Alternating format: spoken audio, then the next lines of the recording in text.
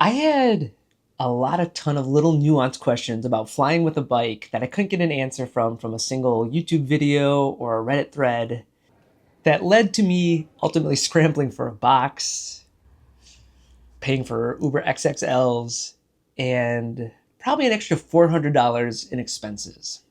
All of it was completely worth it. Having my bike with me in Europe was amazing. But I wanted to share with you a lot of the things that I learned that I couldn't find an answer to, and talk about not only just the expense elements, but the stress elements over details that were unsure to me. This is definitely not a how to pack your bike in a box video. There's a lot of people who do that really super well. These are the questions that I had that I got answered that I want to share. So this is my dream trip with my dream bike. I just bought a used Kona Sutra LTD, which is this bike that I always wanted. Flew from Chicago to Vienna with it. Biked from Vienna to Passau, Germany. It was amazing. And then studied for a month in my favorite city in Germany, which is Bamberg, and had this awesome bike to hit the cobblestone streets, go to breweries. It was great. I say all that because I needed to go with a bike box in my mind, because I was flying into Vienna and leaving 5 weeks later from Munich. My bike is also a steel bike, and I was just like, I'm not going to be mortified if it gets a little ding on it, which I'm glad I've just resolved myself to having non-carbon fiber bikes. If you're a carbon fiber person, awesome. You probably want to take more care packing your bike than I did. Okay, so I flew with Aer Lingus, which was a great choice. The flight was really affordable, reasonably, and you can bring your bike as one of your checked bags. So if you pay for a ticket that has a checked bag, it counts.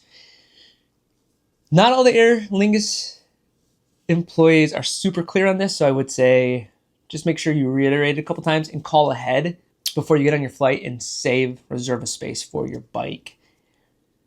And you might even have to tell the person you're talking to on the phone, like, hey, I need you to send me an email confirmation that you reserved this, because they might just tell you yes, but have them confirm it. Great news. Nobody cared in the airport that I unpacked my bike and rebuilt it. I just kind of moved off to the side. I tried not to be obnoxious about it, like throw away each item of trash as I was going and like keep my footprint small. Nobody cared. I was even across the way from a security guard. At the end, I asked him, I was like, hey, can I put my bike box somewhere? Can I cut it up? He was like, don't worry about it. Just leave it by the trash. So good news. I suspect that's going to be the vibe at a lot of airports. That was a big concern for me. The element of flying home with the bike was the most expensive and stressful part, and the part that I had the most questions about. Every decision I made about getting the bike home was basically based off of the fact that I couldn't risk showing up to the airport and finding out that I couldn't get the bike on the airplane, and that meant either needing to leave the bike or purchase a whole nother ticket. I was like, that is absolutely something I can't afford to do. So I had to be as certain as I could that I could get the bike on. So under that umbrella, I started emailing like a week before and calling places in Munich to see if I could get a bike box. It became pretty apparent that a lot of places did not have boxes. So when I finally found a place that did, I was worried about that being my only option. I also saw that the airport might have boxes, but there's no way I could just show up at the airport and just hope for the best.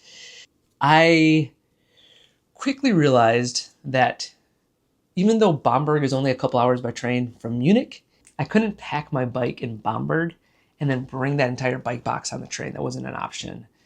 So that meant I needed to get to Munich with enough time to get a box and pack it and troubleshoot.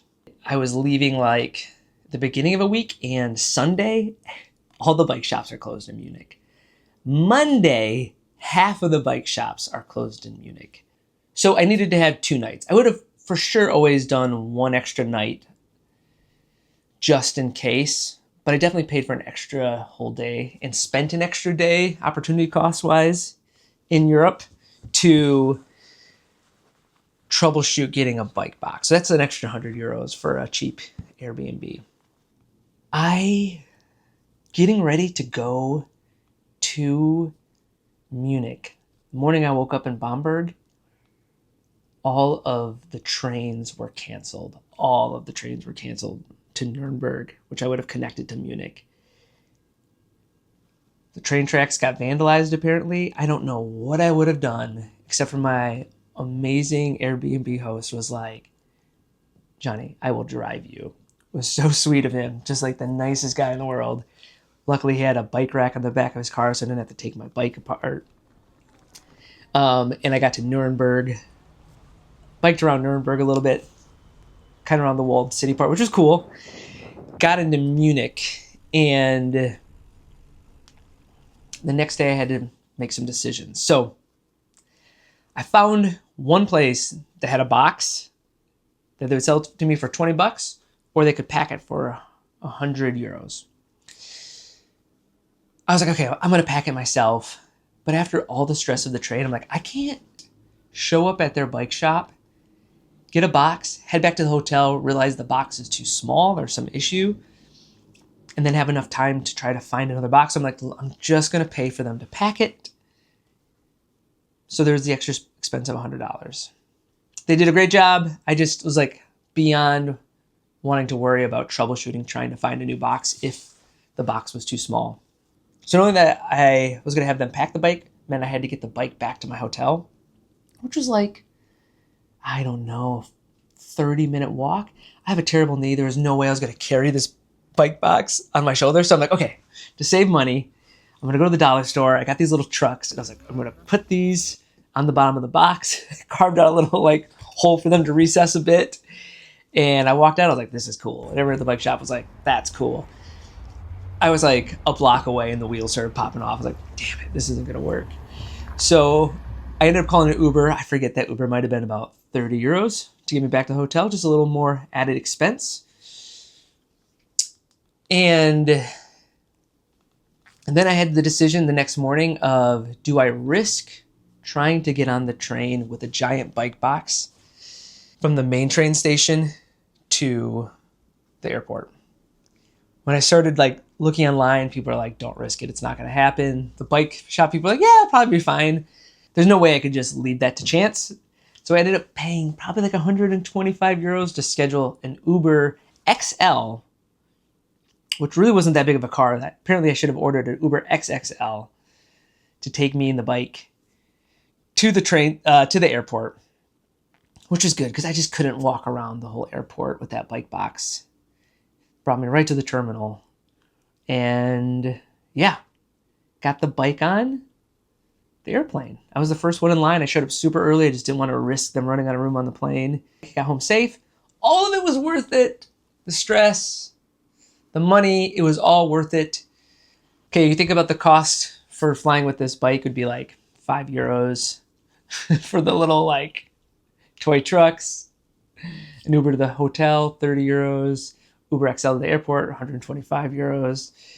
An extra night at an Airbnb, 100 euros. Food there that day, 25 euros. Opportunity cost of like maybe taking another day off of work, whatever that is for you. Luckily, I had the whole summer free. I feel like just knowing all those things will make the next time I travel with a bike less stressful. Even if I did it the exact same way, just knowing what I need to do and why I ought to do it that way takes away some decision fatigue. Here's the biggest change I might make. After spending like $400-ish more on trying to solve for little issues leaving Germany, I think that a soft shell case, probably like the post-carry case, which Russ from Pathless Pedal does a great review on, could be a really great option and totally worth the money. If anyone knows anyone at Post Carry and they've got a deal they want to give me. I like the idea of the small soft shell case for a lot of reasons. One, you have wheels. So you could literally, just wheel it onto the train. And because it's not a massive bike box, I'm sure you'd have no issue with it on the train. And you could just build it at the hotel. I was crazy fatigued and tired by the time I got into Vienna, and then building a bike it's stressful, but I needed to do it because I needed to be able to wheel the bike to the train station and then to my final destination. You wouldn't have to go looking for a bike box.